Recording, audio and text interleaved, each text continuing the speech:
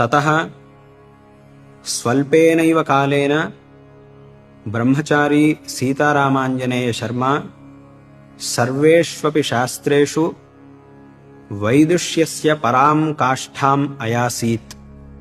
ततः जगद्गुरु श्रीमद् अभिनव विद्यातीर्थ महास्वामिनः तस्य ब्रह्मचारिणः धर्मश्रद्धां वैदुष्यं दक्षताञ्च उद्वीक्ष्य भगवत्याः शारदा परमेश्वर्याः स्वगुरूणां जगद्गुरु श्रीमत् चन्द्रशेखर भारती महास्वामिनाञ्च अनुज्ञाम् अवाप्य तस्मै ब्रह्मचारिणे सकलजन आनन्दकरे आनन्दाख्ये वत्सरे